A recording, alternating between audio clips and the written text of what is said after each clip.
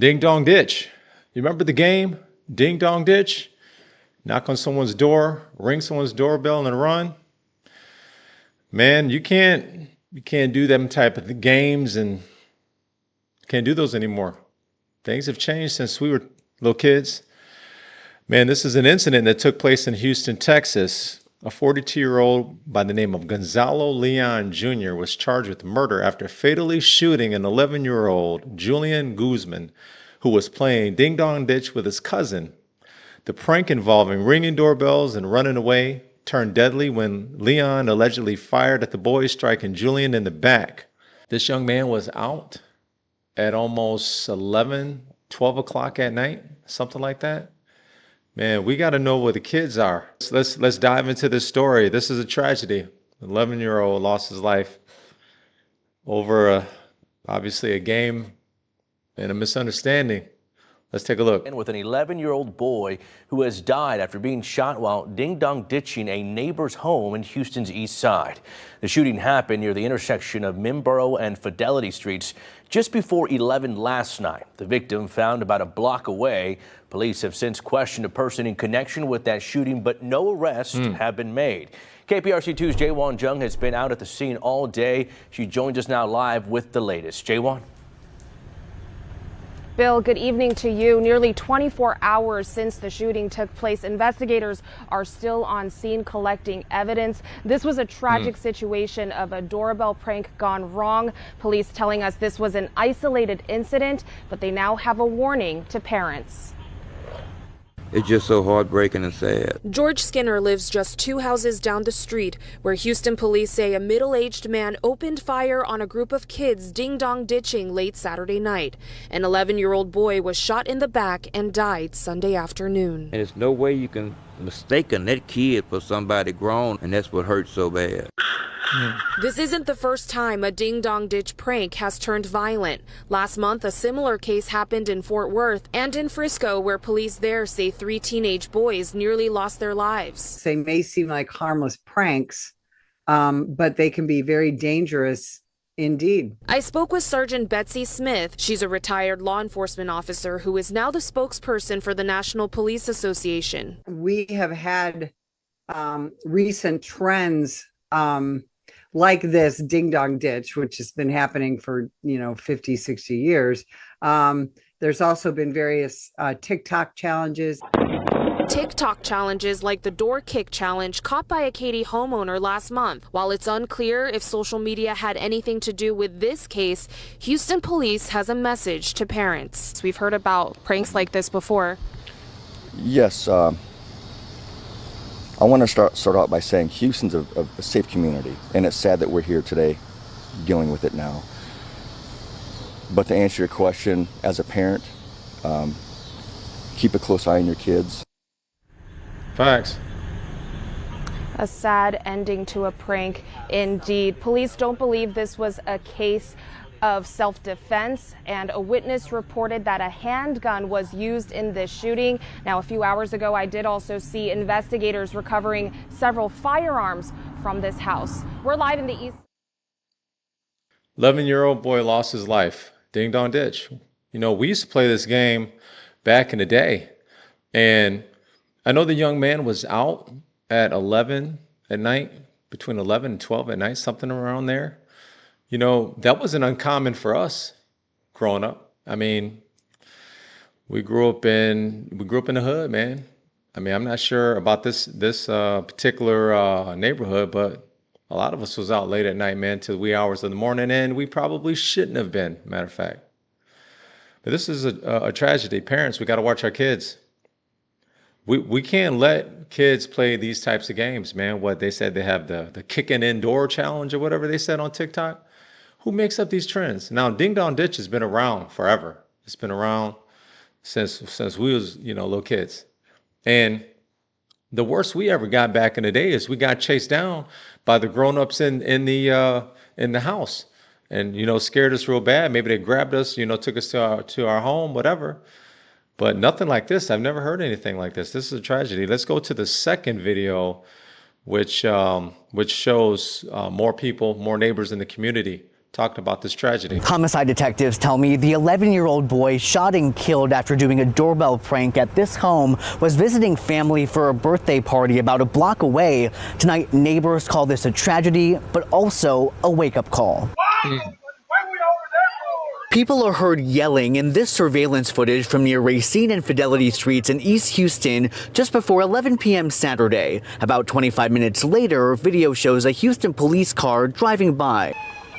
Shortly before, a block away, investigators say a group of kids ding-dong ditched this home on Mimbro Street, a prank where they rang the doorbell and ran off. The suspect, described as a middle-aged man, allegedly came outside, chased the kids, and shot the 11-year-old boy in the back. He died in the hospital Sunday afternoon. My heart and my prayers go out to the family. This neighbor, who didn't want to show his face, says he lives near the boy's family and that they hold gatherings with kids often, but no one's ever bothered him. Ding-dong ditching, is this something that you've noticed happening in this neighborhood? Kids are just being kids. I feel like we've all played these, ding-dong ditch. So they knew that they were doing something, wrong. But this neighbor says she warned the same kids earlier in the day Saturday. As this happened on my street about 4 p.m., my neighbor's door got a knock, and then I caught them before they could knock on my door. Her thoughts on the shooter's actions? Maybe they thought they were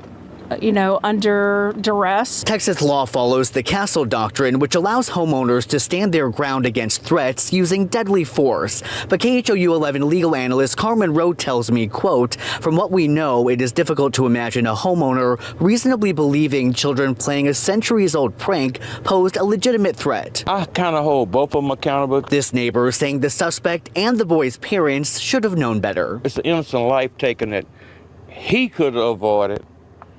The parents could avoid, but you got to teach them and let them know what's right and what's wrong. And it's wrong to knock on somebody's door playing a prank. Houston police say they're interviewing several witnesses and they're still looking for more surveillance footage from this neighborhood. Reporting from East Houston, Orca Manna, KHOU 11 News. I tell you, such a tragic outcome to what began as a child's prank. Wow, child's prank, man. We all played this game. I know we play this game quite often, but it was different in our day, apparently. Child's prank, child's game that ended in tragedy. Should it have? No, I don't think so. I don't know what's going on with this gentleman. It sounds like he served in our military, he served in our National Guard. I don't know if this guy has some type of mental issue, but they say in this last video that he chased the kids down and he shot. So if you're chasing kids, they're not a threat to you. They're running away. Obviously, the first shot was in the air and he chased the kids down. You can see an 11-year-old kid, if they're running away from you, whatever. I don't know if they're laughing or whatever. You're irritated. They irritated you for you to shoot in their direction. But if they're running away from you, you can see that they're kids running away from you. Why would you shoot at them? Especially if they're not shooting at you, if they pose no physical threat. Now, I can, as an adult, I can see where this is annoying. If someone's knocking on your door and leaving or whatever, running, yeah, of course, as an adult, it is very annoying. It would be very annoying. As a kid, you think it's funny. You with your friends, whatever. I don't see how or why you should shoot someone over a door, over that. I could see being scared, startled, and all that stuff. I get that. I just don't understand if you're already chasing someone and you can see that their kid is 11 years old. Why shoot them in the back while they're running? I don't get that, man. Let's go over to the next video, which shows the guy who shot the kid in the back. Allegedly, he is in custody and he is in court. Well, the man accused of killing an 11-year-old boy during a doorbell prank is a disabled veteran who served more than 4 years in the Texas National Guard. We've not only learned that Leon Jr. was in the Texas National Guard for more than 4 years, but he is also a combat veteran who was deployed to Afghanistan from 2014 to 2015. His Army service, part of the defense's argument in court today. today. Take a look at some video now of the suspect in court. Leon Jr. was quiet but assertive when Judge Emily DeToto asked questions. He was quick to answer yes, ma'am, but didn't say anything else. He was shackled and appeared expressionless for the entirety of the hearing. Prosecutors asked for a $1 million bond, arguing the severity of the crime and saying he's a flight risk. That's because Leon Jr. was arrested nearly 20 miles away from his home at a hotel in La Porte by SWAT. His defense attorney saying that was because of media presence at his home. There was also a debate on whether the suspect had a criminal history. Prosecutors saying he had been charged with terroristic threat to a family member in Guadalupe County in 2019. His defense saying that's not true. The claim about the Guadalupe case, which was a case of mistaken identity. Literally, we have different sisters, different complaining witnesses. There's absolutely no link. The brutality of the crime in and of itself is enough to warrant a high bond. I am not going to come out here in a case especially of this high publicity and start talking about criminal history at all, because I want the community and I want to get 12 jurors who are impartial at the beginning. We've also learned Leon Jr. was enrolled in San Jacinto Maritime College. In terms of what's next, DA Sean Tiers says this case will be presented to a grand jury and it will ultimately be decided whether to upgrade his charge to capital murder. Wow, capital murder. I wonder if he suffered from post-traumatic stress disorder. I wonder if that's the case with him, because he served in our military. It sounds like he served in the National Guard. I mean, who knows what's going on with this guy mentally, but this is a tragedy. Parents, watch your kids, because this is a different day and age. You know, the unfortunate part is people are on edge, because it seems like there's more dangers out there. People are more brazen. People will attack you. They'll attack your home. They'll attack you outside of your home. So, you know, people are going to defend themselves. Now, I don't see how this person here who shot this kid, how he would feel threatened if what they're saying is correct. He shot in the air and then he chased the boys down and shot the boy in the back. So why would you feel threatened? You have the gun, they're running away. You should be able to see that this is a child. Tragedy, man.